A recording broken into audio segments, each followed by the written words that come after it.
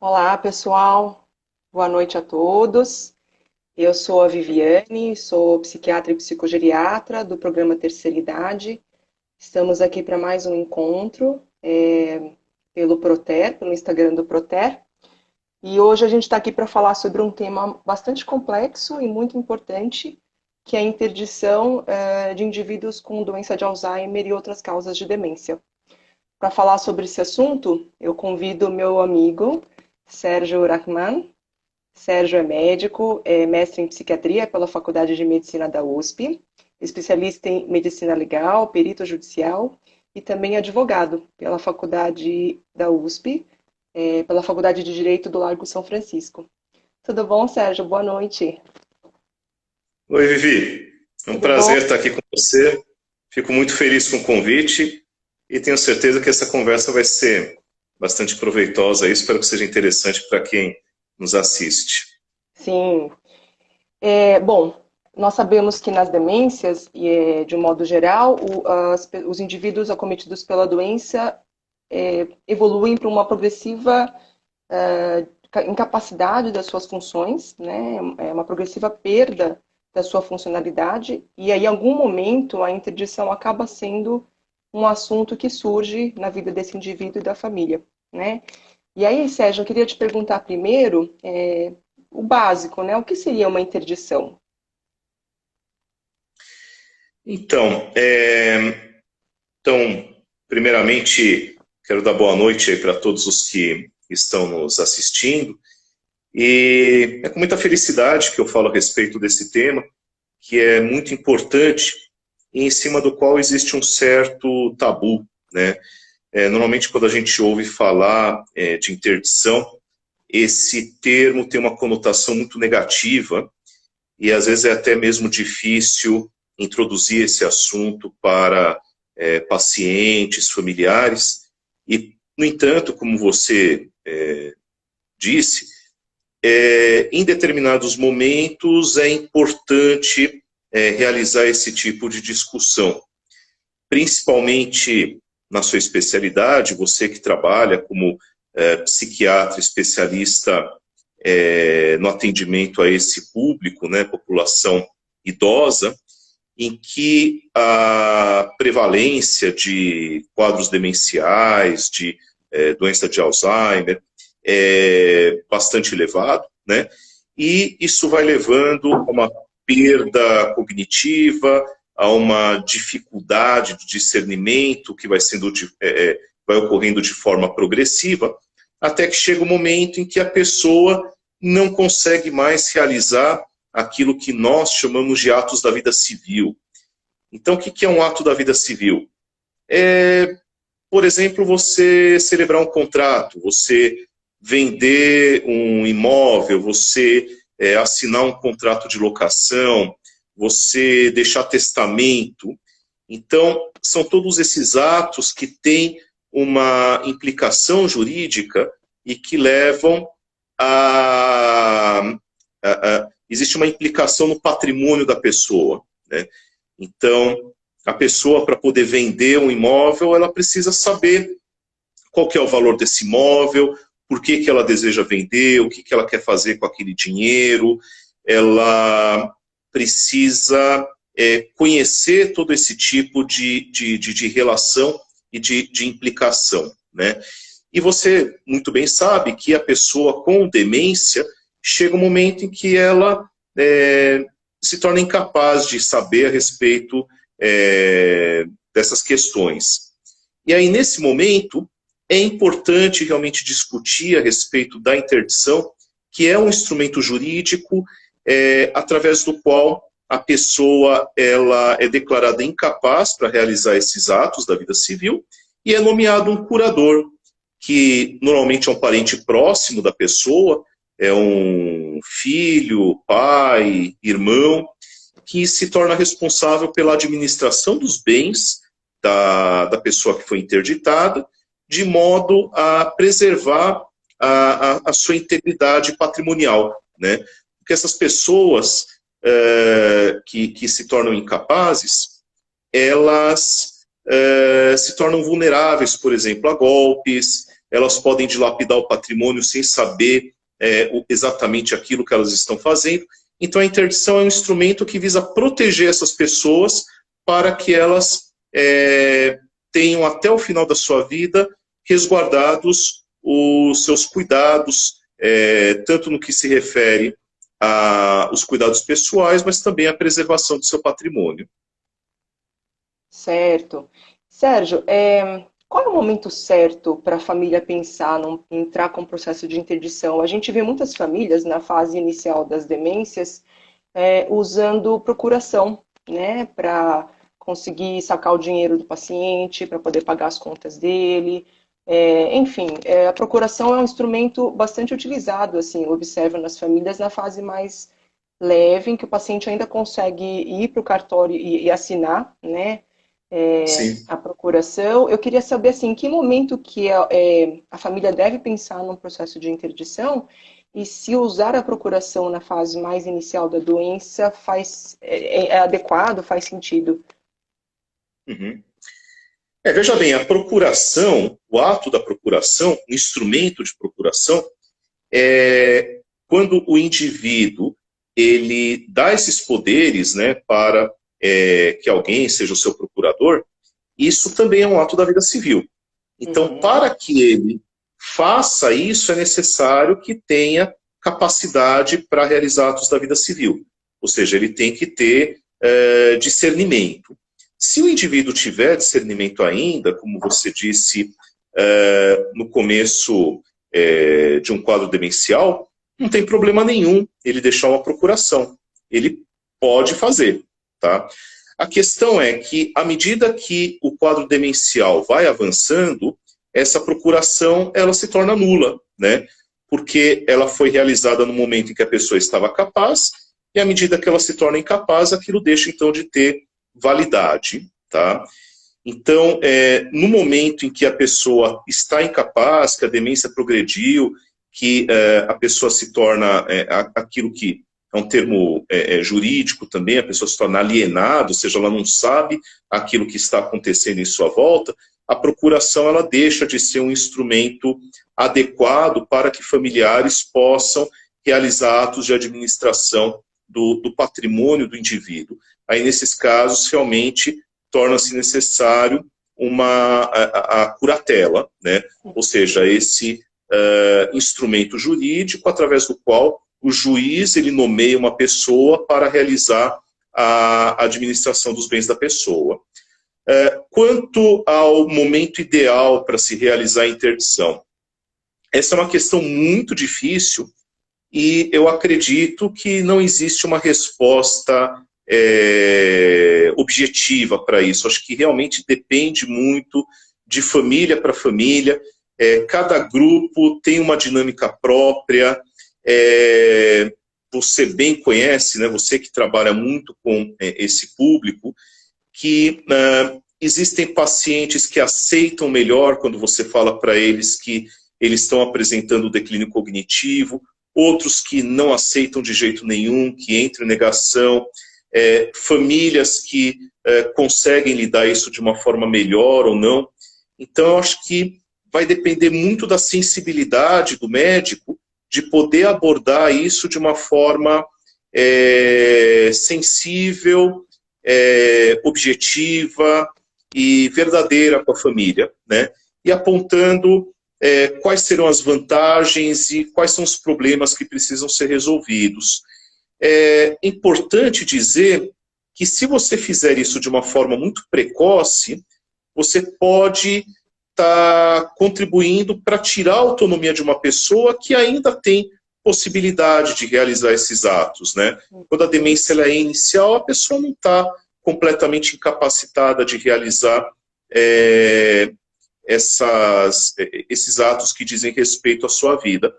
E, por outro lado, se acaba demorando muito, às vezes não faz mais sentido você falar em proteção do patrimônio da pessoa, ela já foi lesada. Então, é uma questão muito delicada que eu acho que realmente tem que ser analisada caso a caso. Uhum. E Sérgio, quando a gente fala em interdição de uma pessoa com demência, a gente imagina assim um processo complexo, envolvendo burocracia, questões jurídicas, mas assim, muita gente não para pensar no estresse que é o processo da interdição, né? E eu queria dividir a discussão desse estresse, não só, dividir no estresse do familiar, né? Então, porque muitas famílias sentem muita culpa, né? Muita pena do paciente, como se tivessem confirmando a incapacidade da pessoa com demência, né?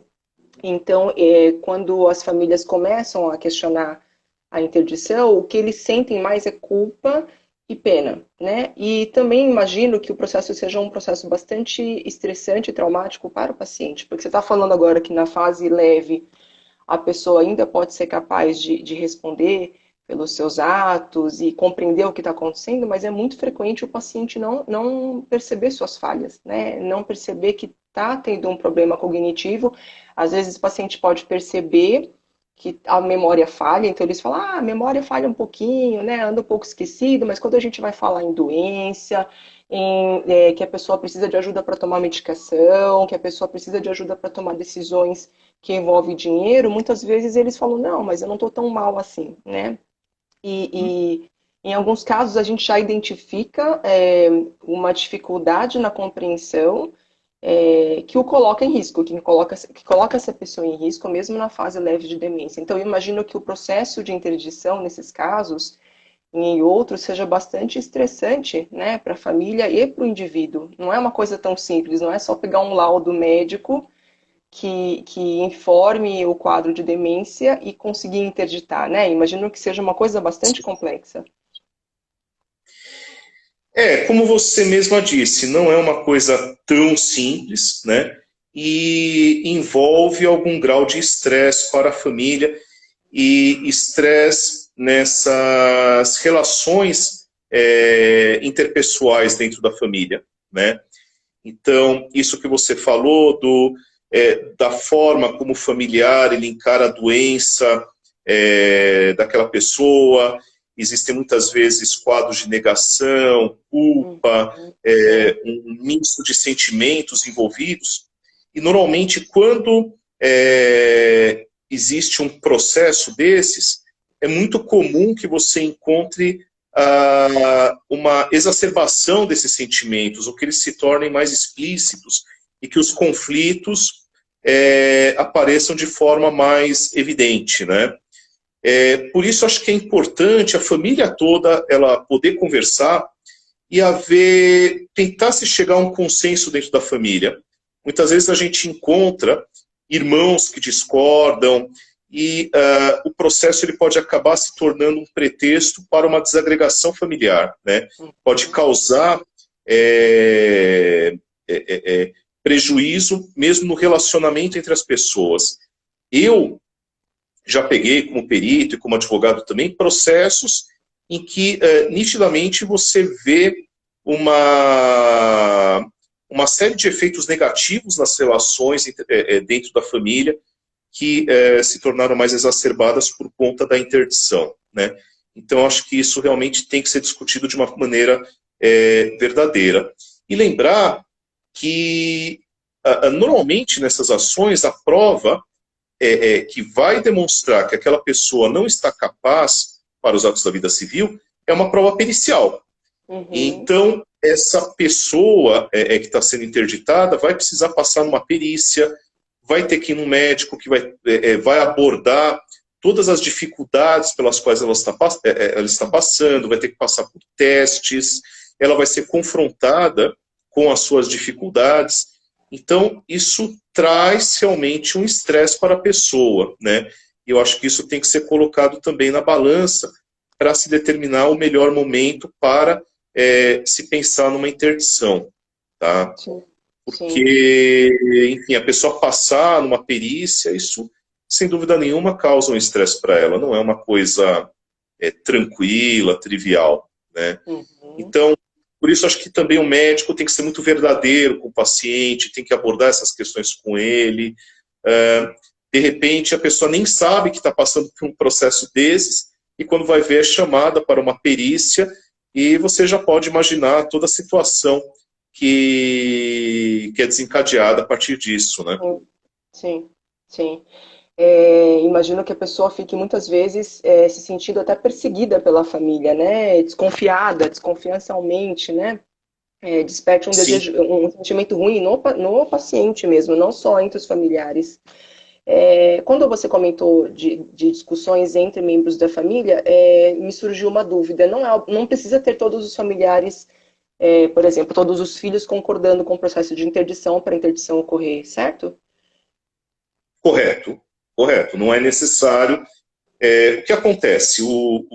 A lei civil brasileira, lá no Código Civil, você vai encontrar, na verdade, no Código de Processo Civil, você vai encontrar quem são as pessoas que podem mover uma ação de interdição. E, basicamente, são os familiares próximos. Então, pai, mãe, filho, irmão, essas são as pessoas que estão legitimadas para mover a ação de interdição. A partir do momento que é movida essa ação, ou seja, que a justiça ela é questionada a respeito da capacidade daquele indivíduo, o processo ele adquire um curso próprio. Tanto é que não se pode mais desistir de uma ação de interdição a partir do momento em que você entra com o pedido na justiça. Então, por isso é muito importante realmente pensar se é isso que você quer. Porque o que acontece, né? Isso é tido como uma matéria de interesse público, né? Existe um interesse público, a partir do momento em que a justiça ela é questionada, de se saber se aquela pessoa realmente tem ou não capacidade para gerir os seus bens, né? Então não existe essa possibilidade de se desistir no meio da ação. Eu já peguei como perito e como assistente técnico ações em que a família se arrependeu no momento posterior. Não era uma ação direcionada a uma pessoa com demência, era um paciente com outro tipo de quadro psiquiátrico, ele tinha uma deficiência mental, mas eu acho que é interessante aqui para essa nossa discussão.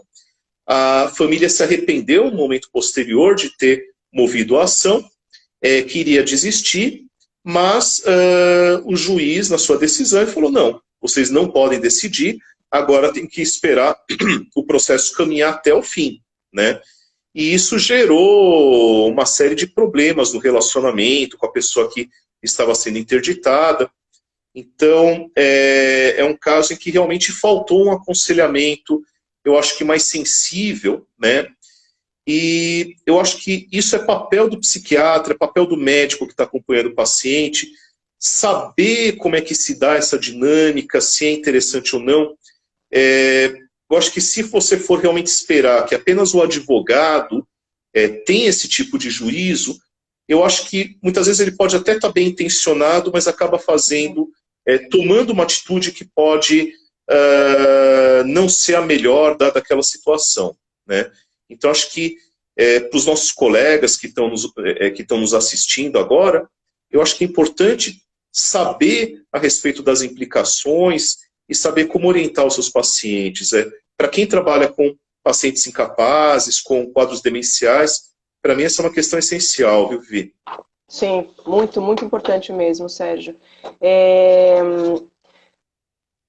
A gente está falando muito da questão assim dos familiares poderem entrar num processo de até piorar as relações interpessoais, né? E citando aí situações assim até de membros da família discordando, e a gente conversou que não é obrigatório que todos concordem com o processo de interdição, né? E eu queria te fazer uma pergunta. A gente observa muito familiares desconfiarem de um familiar que quer entrar com o processo de interdição. Eu escuto muito isso, né? O resto da família que não concorda com a interdição desconfiar que a pessoa que quer entrar com o processo quer se aproveitar, né? Ser curador para ter acesso aos bens, ao dinheiro da pessoa, talvez para um uso por interesse próprio, enfim. Mas eu acho que isso não acontece, né, Sérgio? Quando você se torna um curador, você tem uma responsabilidade legal e acredito que seja uma função que você assume bastante trabalhosa e difícil, né? Não é tão simples assim, né?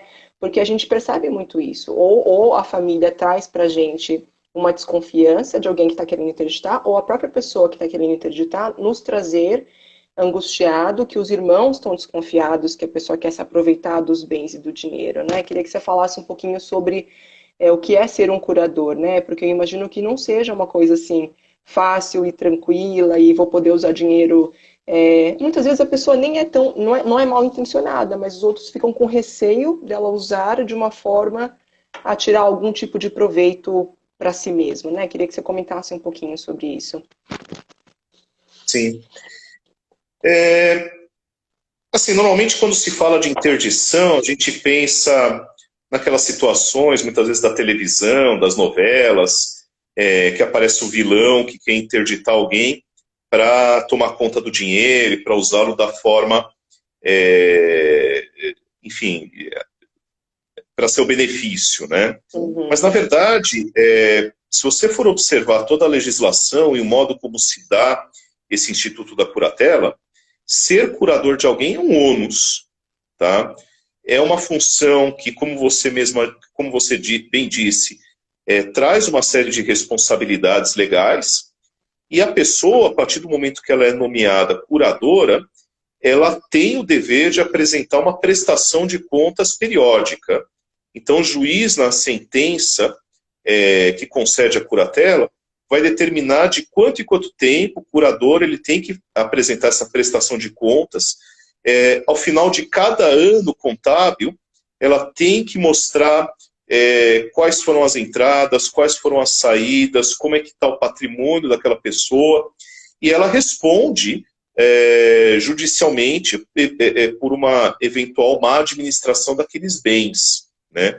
Então esse processo ele é visto de uma forma bastante próxima por parte da justiça, não só o juiz, mas também o Ministério Público ele fica em cima, né? Porque o Ministério Público é aquele órgão responsável pela fiscalização desses atos e pela verificação das condições em que se encontram os vulneráveis, né? Então, o curador, ele é fiscalizado e ele tem que fazer essa prestação de contas. Ser curador não é uma função simples, né? Então, eu acho que é bastante diferente do que muita gente imagina. Quando a gente vê na televisão que a pessoa recebe uma autorização para alienar bens, para administrar da forma, da forma que ela quiser, e realmente não é assim que acontece. Eu acho que é mais fácil ocorrer esse tipo de abuso quando eu vejo muito isso assim, quando tem uma procuração, né? Eu vejo muito casos assim de familiares que conseguem uma procuração sem deixar muito claro para que é a procuração, né? E o paciente muitas vezes nem questiona, confia naquele familiar, e aí eu acho que é mais fácil ocorrer esse tipo de abuso, porque na procuração acho que não tem muito essa prestação de contas, né, para a justiça. A pessoa tem uma Isso, procuração e correto. acaba conseguindo acessar, né, dinheiro, sacar no banco, enfim. Legal, Como a Sérgio. procuração, sim, sem dúvida. Sim, com a procuração. Porque Então, muitas realmente a pessoa vezes. tem a procuração e ela administra da forma que ela quiser, né? Não existe prestação de contas, não existe nenhum tipo de fiscalização. Uhum, E aí realmente, no início da nossa conversa, você falou da procuração, e aí sim realmente é mais complicado, né? Você tem um familiar que de repente fica responsável pela administração dos bens, e aí os outros começam a questionar aquilo que a pessoa está fazendo, sim. porque realmente não existe nenhum tipo de fiscalização, né? Então, nesse tipo de situação, realmente isso pode acontecer. Sim, acontece bastante. Eu pego bastante caso assim, de pacientes que têm um curador, desculpa, uma pessoa que tem a procuração, e os outros familiares estão percebendo, né, alguma forma de abuso ou de mau uso do dinheiro da pessoa e querem interditar para ter um controle maior, né? financeiro aí sobre os bens da pessoa. Acho que é importante, é um instrumento de proteção, como você falou, né? Apesar de Sim. todo o estresse que pode gerar. E, Sérgio, eu queria entender um pouquinho também, se está certo usar os termos de interdição parcial, interdição total. Como é que funciona isso? Então, a gente tem uma legislação, né, que normatiza essa questão da interdição, que Uhum. basicamente é a legislação civil, Código de Processo Civil, e as coisas, elas, você tem uma situação até 2015, com a aprovação do Estatuto da Pessoa com Deficiência, que entrou em vigor em 2016, e uma situação que é um pouco diferente depois que essa lei ela passou a entrar em vigor, né, então 2016. Até 2015, 2016, existia aquilo que nós chamávamos de interdição total e interdição parcial, né, que eram derivados da incapacidade absoluta e da incapacidade relativa. Com o Estatuto da Pessoa com Deficiência, que entrou em vigor em 2016, a lei ela não reconhece mais a incapacidade absoluta por conta de doença mental, por conta de alterações de saúde, neurológicas. Agora a gente só fala realmente em incapacidade relativa, tá? Ou seja, teoricamente, toda interdição ela seria uma interdição parcial. No laudo de interdição, quando a pessoa passa na perícia, o perito ele deve dizer quais são os atos para os quais o indivíduo está incapaz. Uhum. Então, ele não pode, por exemplo, alienar imóveis que envolvem um valor monetário alto, né? Mas ele pode, por exemplo, fazer a administração de quantias de dinheiro para sua subsistência, para usar no cotidiano, né? Uhum. Ou não, ele não é capaz de mexer com nenhuma quantidade de dinheiro. Isso o perito ele tem que apontar no laudo de interdição, e aí o juiz, depois na sentença, que ele vai dizer qual que é o alcance da interdição. Uhum. Ou seja, quais são os atos para os quais essa pessoa está incapaz. E a lei, ela procura proteger a pessoa com deficiência de modo a que o alcance da interdição seja o menor possível, né? Ou seja, que garanta a proteção patrimonial do indivíduo, mas que permita a pessoa exercer a autonomia dentro daquilo que é possível, daquilo que ela pode, né? Então, isso é importante, por exemplo, no caso de uma demência no estágio inicial. Agora, é claro que a partir do momento que a pessoa vai tendo uma evolução da doença, a cognição ela vai sendo perdida, chega no momento em que realmente ela não é capaz mais de realizar nenhum tipo de ato, e o juiz ele vai determinar, então, que essa pessoa não consegue mais realizar nenhum ato da vida civil. Mas a ideia da lei realmente é dar a maior autonomia possível para a pessoa. Tá? Uhum.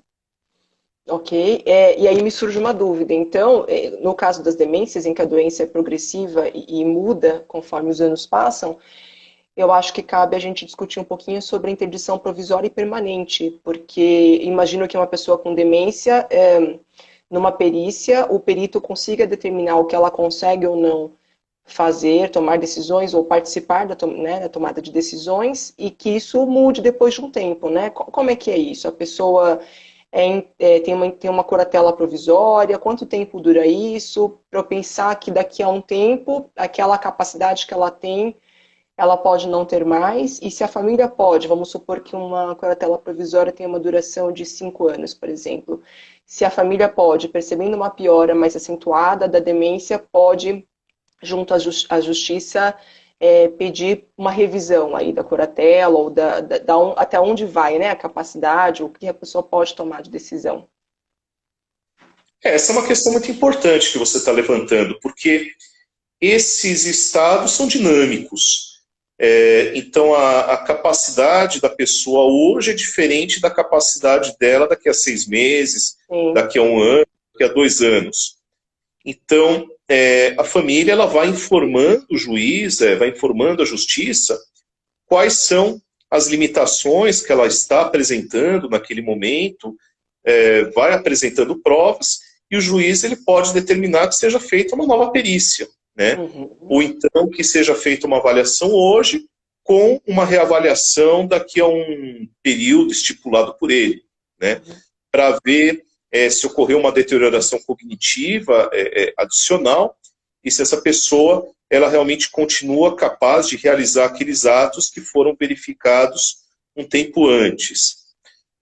Existem curatelas provisórias que são concedidas para o curador, pelo juiz, naqueles casos em que existe uma dúvida com relação ao estado da pessoa, em que existe uma possibilidade que ela volte a ter condições de decidir a respeito da sua vida, do seu patrimônio, e a curatela definitiva quando realmente não existe uma perspectiva de uma melhora da pessoa. Normalmente, nos quadros de demência, como são doenças progressivas, a pessoa realmente vai piorando com o tempo, normalmente a curatela ela acaba sendo definitiva mesmo, né? A curatela provisória ela acaba sendo concedida mais naqueles casos de doença mental em que existe uma possibilidade de melhora com tratamento, de reabilitação. Por exemplo, uma pessoa com transtorno bipolar que está em crise, mas que ela apresenta uma melhora depois de algum tempo.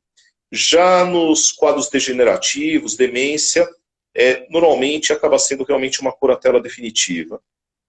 Entendi. Certo, muito bom. Sérgio, eu acho que minhas perguntas são essas. Eu estou vendo subir bastante pergunta aqui, vou tentar ver no meu computador. Tem bastante pergunta interessante. Vê se você consegue me ajudar a olhar e selecionar aqui. Peraí. Vamos ver. A gente tem mais ou menos 25 minutos. Acho que dá para a gente responder umas 3 perguntas, pelo menos, né? Sim. Espera só um pouquinho. Psicólogo Domingos perguntou... Tem uma pergunta aqui que eu achei, ó. Pode falar. Uma pergunta interessante. Ju Heine, _HP, que pergunta se a curatela pode ser compartilhada, né? E a resposta é positiva. Sim, a curatela pode ser compartilhada, inclusive isso é previsto na legislação. O juiz ele pode determinar que 2 ou mais pessoas da família sejam responsáveis pela curatela daquele indivíduo. Então, de repente, 2 irmãos, eles dividem as responsabilidades, as atribuições. Isso é algo que realmente pode acontecer. Não sabia disso. Muito Sim. interessante. Fábio Porto, nosso colega do Proter, fez uma pergunta aqui importante. No caso de demência frontotemporal, em que a cognição é preservada, mas a emoção alterada, e isso pode provocar perdas patrimoniais, porque a pessoa acaba, não, né, por uma desinibição do comportamento, tomar decisões erradas, mas a cognição na fase inicial da demência frontotemporal está preservada. Você tem alguma experiência nesses casos, Sérgio? Talvez ele seja um pouco parecido com as outras patologias, doenças psiquiátricas, talvez o transtorno bipolar, não sei. Olha, a demência frontotemporal, né, ela, como o nosso colega ele perguntou, e, enfim, ele conhece bem esses quadros, a demência frontotemporal era um pouco diferente da demência de Alzheimer, né? Porque na demência de Alzheimer, normalmente você tem realmente um predomínio dessas perdas cognitivas relacionadas à memória, né? Já na demência frontotemporal você tem mais alterações de comportamento, né? Alterações emocionais também, né? É papel do perito, no momento em que ele examina o periciando, ver se, assim, não importa qual que seja a fonte da alteração de discernimento, né? O que o perito ele tem que responder para o juiz? Se aquela pessoa que está sendo avaliada tem uma alteração do discernimento ou não. E essa alteração do discernimento pode ter diversas causas, né? Sim. Pode ser uma alteração do discernimento devida a uma alteração de memória, por exemplo, como a gente vê na demência de Alzheimer, ou pode ser uma alteração do discernimento, inclusive por alterações de comportamento ou emocionais, sem que a memória esteja tão comprometida, como se observa nos estágios mais iniciais da demência frontotemporal. Então, se o perito ele constatar que o discernimento está prejudicado, ele vai apontar isso para o juiz e a pessoa, a capacidade para os atos da vida civil estará comprometida, não importa que essa pessoa tenha uma memória mais preservada, por exemplo, do que uma pessoa com uma demência de Alzheimer, né? A questão que realmente importa é se existe alteração do discernimento e se a partir desse discernimento preservado, a pessoa tem condições de expressar a sua vontade, aquilo que ela quer para a sua vida, de imprimir diretrizes. Se houver comprometimento de qualquer uma dessas esferas, haverá sim capacidade para realizar atos da vida civil. Sim, perfeito. Vê se você acha mais uma pergunta interessante, aí eu vou procurando aqui também. A Isabela pergunta qual o tempo médio do processo de interdição? E ela fez a pergunta se é possível ter mais de um familiar como curador, nós já respondemos, mas qual o tempo médio aqui no Brasil do processo de interdição? Tem diferença usar a forma privada, ter um advogado particular? Como é que é? Como que tem funcionado isso? Para uma ação de interdição é necessário um advogado, você precisa realmente mover uma ação judicial. O tempo que essa ação vai transcorrer até que o juiz ele prolate a sentença, ou seja, até terminar o processo, você tem aí um tempo variável que normalmente vai demorar mais do que um ano, tá? Uhum. Mas vai depender das condições do processo, né? Se for, por exemplo, um processo em que todos concordam, não existe uma disputa familiar, a condição clínica da pessoa ela é mais evidente, que ela realmente tem aqueles prejuízos, existe uma tendência do processo transcorrer de uma forma mais rápida, mais célere, né? E aí, normalmente, você pode realmente ter uma sentença em um ano, ou um pouco mais do que isso. Mas, às vezes, como a gente conversou um pouco antes, às vezes você pode ter um parecer discordante do Ministério Público, pode existir um familiar que não concorda e que ele ingressa também com uma petição alegando que aquelas condições não foram verificadas, e aí o processo ele pode acabar se arrastando por mais tempo. De qualquer maneira, ainda que o processo ele demore, isso é uma possibilidade, e os quadros demenciais, muitas vezes, eles avançam de uma forma mais rápida do que o processo, e às vezes a pessoa... Eu já peguei caso de processo de interdição como perito, que no momento que eu fui marcar a perícia, o paciente morreu, né? Então, evidentemente, o processo ele perdeu a sua utilidade. A pessoa que ela move a ação, ela pode pedir aquilo que no meio jurídico se chama antecipação de tutela. O que é isso? Eu estou movendo uma ação de interdição, tá? Eu quero ser nomeado curador daquela pessoa, mas eu não posso esperar o processo chegar até o fim, porque existe uma urgência do reconhecimento daquela situação, porque senão a pessoa simplesmente vai gastar todo o seu patrimônio e no momento em que o juiz ele prolatar a sentença, o objeto ele se perdeu, né?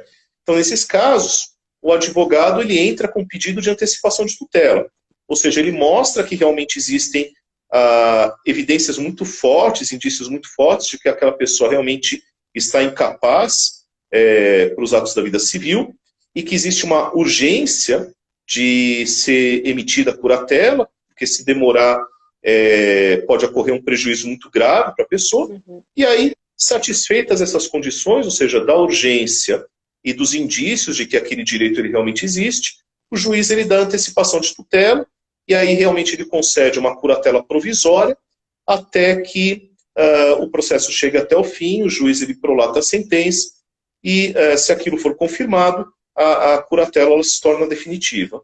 Uhum. Muito bom. Vamos ver se tem mais alguma pergunta. O psicólogo perguntou, Domingos, no caso de uma demência reversível, eu acho que em havendo essa possibilidade da demência ser reversível, por uma causa reversível, eu acho que cabe ao médico, ao perito, fazer uma solicitação de uma curatela, de uma interdição provisória, né? Acredito eu, que possa ser revista depois de um tempo, né? Acho que essa pergunta acabou sendo respondida ao longo da discussão, certo?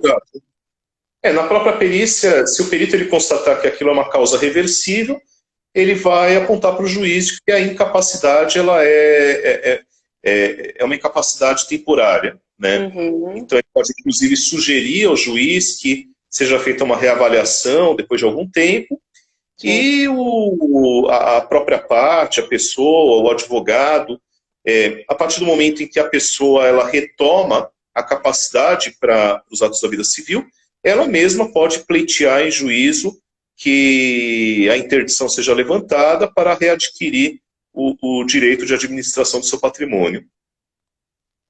E um ponto Certo. importante que eu falei da mudança da legislação, quando entrou em vigor o Estatuto da Pessoa com Deficiência, é que até 2016, quando havia uma incapacidade absoluta, ou seja, quando a pessoa recebeu uma interdição total, essa interdição total ela abrangia automaticamente todos os atos da vida civil, não apenas aqueles de cunho patrimonial. Então a pessoa ela automaticamente se tornava incapaz para se casar, por exemplo, ela não podia votar, e atualmente a legislação ela é bem clara que a interdição ela abrange realmente apenas aqueles atos patrimoniais que envolvem os bens da pessoa, né? Então, teoricamente, uma pessoa interditada ela poderia casar, né? Se ela, evidentemente, tiver condições de consentir com esse casamento, se ela tiver condições de saber quem é a pessoa com quem ela vai se casar, mas é importante dizer que a lei ela busca, ela pelo menos ela tenta preservar esses direitos pessoais do indivíduo, Uhum. né? Esses direitos fundamentais. Entendi, muito bom. Fábio pergunta aqui se existe alguma escala ou teste mais específico para determinar a capacidade, para conseguir avaliar a capacidade, se existe alguma escala validada. Olha, o que tem sido bastante usado, né, e que é preconizado também em determinados protocolos de perícia, e também saíram protocolos a partir de discussão da realização de perícias de interdição, inclusive com órgãos do Estado, com o Ministério Público. A gente aplica a CIF, né? Então, a Classificação Internacional de Funcionalidade, e existem escalas em que é mensurado o grau de autonomia para a pessoa realizar diferentes atos do cotidiano, tá? Então, atos que envolvem questão de autocuidados, de higiene pessoal, de relação com o mundo, comunicação, até capacidade de administrar patrimônio, né? Então, a partir da pontuação que é dada para essas diferentes capacidades, existe sim um instrumento mais padronizado de modo a se verificar a capacidade da pessoa, né? Porque até um tempo atrás, muitas vezes essas avaliações acabavam sendo muito subjetivas, né? A gente via muitos laudos de interdição em que o perito ele apontava que a pessoa estava absolutamente incapaz, mas não ficava claro quais foram os instrumentos utilizados, como é que o perito chegou àquela conclusão. Hoje realmente existe uma tentativa de se padronizar esse tipo de avaliação para que ela seja menos objetiva e que fique claro quais são os pontos que levantaram para o perito a questão que a pessoa está incapaz para esses atos. Uhum. A Teca pergunta, e é uma pergunta que eu não entendi, porque eu não conheço, se aplica o IFBR nesses casos. Você conhece IFBR? Imagino que Então, seja uma escala, IFBR né? ele é também uma escala de funcionalidade também, que ela também é muito próxima da CIF, né? Então você também vai verificar funcionalidade da pessoa para realizar diferentes atividades. Então, entra naquilo que eu estava falando para você de avaliação de acordo com a classificação internacional de funcionalidade. Mas aí realmente é uma escala adaptada aqui para o Brasil, né? Mas a ideia, o princípio, ele é o mesmo. Uhum. Ela escreveu aqui Índice de Funcionalidade Brasileira. Hum, Alguém perguntou aqui para falar sobre testes neuropsicológicos, deve ser isso, né? Que a gente acabou de falar. Temos mais 15 minutos. Qual seria a melhor medida? Curatela para o cônjuge e para um filho? O que o juiz usa para decidir quem que vai ser o melhor curador? Talvez nesse caso, se o cônjuge quer ser e o filho também, a curatela compartilhada acho que seja uma solução boa, né? Normalmente o juiz ele vai basear a decisão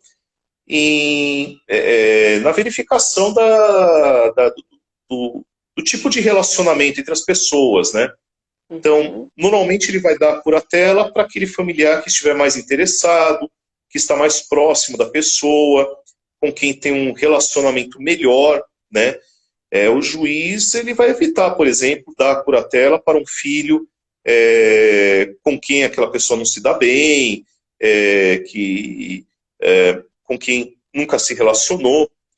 E é uma questão interessante também, existem decisões judiciais nas quais o curador ele é desincumbido da função da curatela, porque não tem um bom relacionamento com a pessoa. Então, já aconteceu o caso em que um filho foi nomeado curador e ele pediu para renunciar a essa condição, porque disse que, olha, eu nunca me dei bem com meu pai, ele nunca teve uma relação afetiva comigo, ele nunca foi próximo, então eu estou pedindo para ser desincumbido dessa função. E existe jurisprudência nesse sentido, em que o juiz ele tira essa função da pessoa e procura dar para uma outra que esteja mais próxima. Caso não exista nenhum familiar, nenhuma pessoa mais próxima para exercer a função de curador, o juiz ele pode nomear um terceiro, tá? Uma pessoa que existem curadores profissionais, existem escritórios de advocacia, inclusive que são especialistas nisso, e eu conheço casos de curadores profissionais que têm, por exemplo, 150 curatelados Nossa. em seu escritório.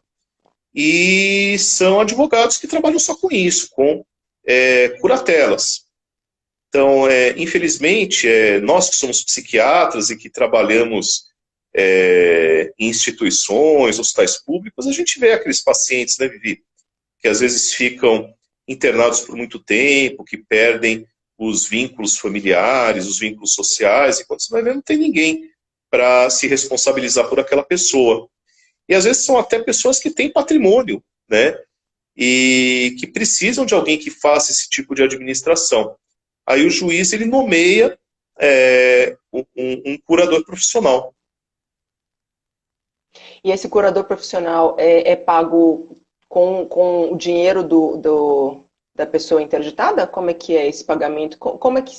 Duas perguntas, né? Eu li aqui. Como que é o processo de interdição quando a família não tem como arcar com os custos do processo? E no caso de um curador profissional, quem que arca com os custos desse curador profissional?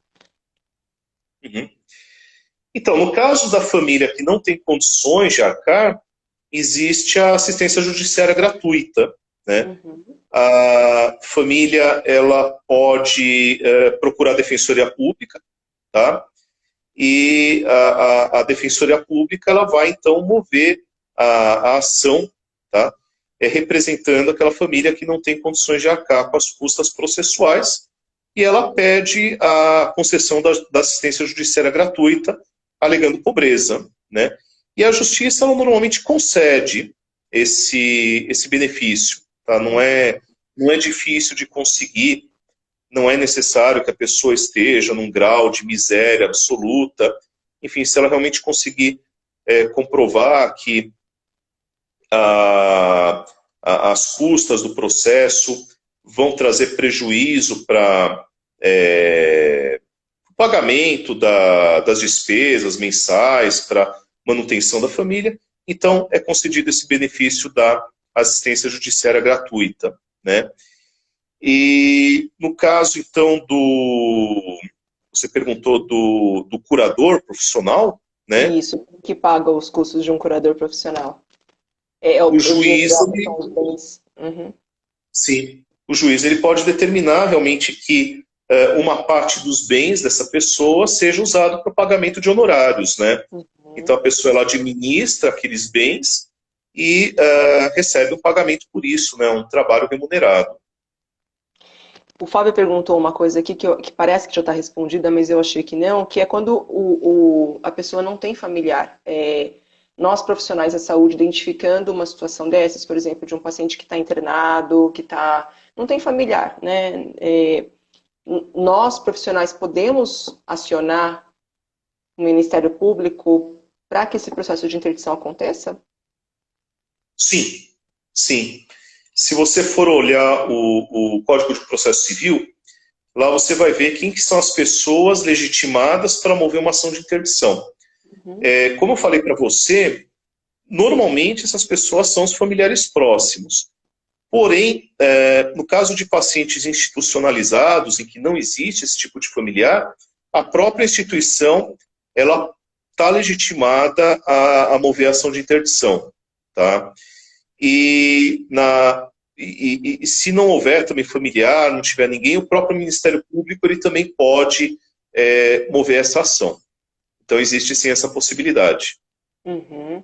Geralmente o hospital ele comunica ao Ministério Público que aquele idoso não tem condições de viver sem ajuda, né, de viver sozinho e não necessariamente entrar com o processo de interdição, tá certo isso? O serviço social geralmente dos hospitais ou que identifica a situação de vulnerabilidade do idoso aciona o Ministério Público não necessariamente para entrar com o processo de interdição, ele acaba acontecendo como uma das medidas, acredito eu, né, quando o Ministério Público é acionado com a informação de que aquele idoso é um idoso sozinho, sem familiar que cuide, enfim. Certo?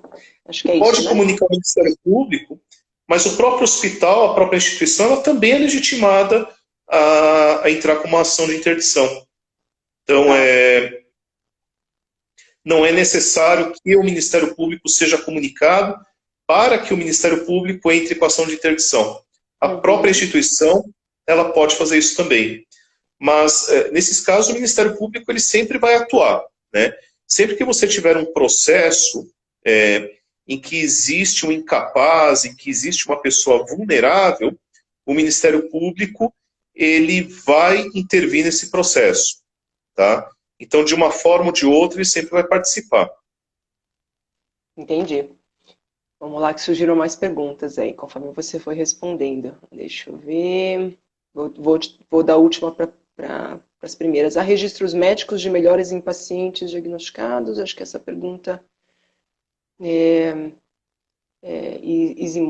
Simões, eu acho que essa pergunta talvez não seja para responder agora, depois a gente responde para você. O médico assistente, não perito, deve responder a quesitos solicitado por advogado da família, mesmo sabendo que esta não seria a atribuição legal dele e que basta apenas um relatório do assistente? Não sei se você entendeu a pergunta. Sim, sim. Olha, os quesitos eles são formulados para o perito, né? O perito ele faz a avaliação e responde a quesitos que normalmente são apresentados pelo juiz e pelas partes. Então você tem os quesitos do autor, os quesitos do réu, os quesitos do juiz e às vezes também os quesitos do Ministério Público. Então são perguntas que o perito ele vai responder. Com relação ao médico assistente, ele deve fornecer um relatório, um documento médico, que ele se sinta à vontade para escrever. Tá? Então, se o advogado apresentar perguntas para ele estiver se sentir confortável para responder, se tiver condições de dar essas respostas, ele pode fazê-lo. sem dúvida nenhuma, né? O que importa é que o documento médico emitido seja verdadeiro e de acordo com a avaliação realizada pelo médico. E como deve ser esse laudo médico quando a família solicita? É correto sugerir ou opinar sobre incapacidade, quando não é um médico perito? Pode fazê-lo sem dúvida nenhuma. Quando a família solicita um documento para o médico, a gente não. A família vai dizer que é um laudo, né? Mas na verdade o laudo, em termos técnicos, jurídicos, é aquele documento feito pelo perito, né? Uhum. A pedido do juiz ou da autoridade judicial. Nesse caso específico, provavelmente estão se referindo a um relatório médico, né, ou um atestado. Então a família pede para você, olha, doutor, o paciente vai passar numa perícia, ou eu vou entrar com uma ação, eu preciso de um documento médico, né? Então, você tem a obrigação de fornecer um atestado a pedido da pessoa, tá? É importante sempre você se lembrar de questões éticas e não se enrolar com isso, né? Se a pessoa, algum familiar do paciente ele pede um documento e o seu paciente ele não te dá autorização para isso e o seu paciente ele é capaz, né? Você pode estar cometendo uma infração ética, quebrando sigilo, fornecendo documento para um familiar, desrespeitando a autonomia do paciente, né? Então é sempre muito importante você estar atento a esse tipo de questão ética, tá? Não ferir sigilo. Então é sempre importante você conhecer o Código de Ética Médica, saber qual é a implicação daquele documento que você está fornecendo. Mas a partir do momento que existe a concordância do seu paciente, você vai simplesmente apontar o estado dele, enfim, qual é a situação dele, e se você acreditar, se você se sentir à vontade para dizer as implicações daquilo, por exemplo, que ele está capaz ou não está incapaz, que ele possui um prejuízo em determinadas esferas, você pode fazê-lo. Isso não é uma atribuição exclusiva do perito, tá? Você, como psiquiatra no seu consultório, você pode dar um atestado sugerindo, por exemplo, afastamento do trabalho, sugerindo que o paciente tenha algum tipo de limitação. Então, eu não vejo nenhum problema nisso, tá? Contanto que aquelas informações sejam verdadeiras e que o médico possa comprovar.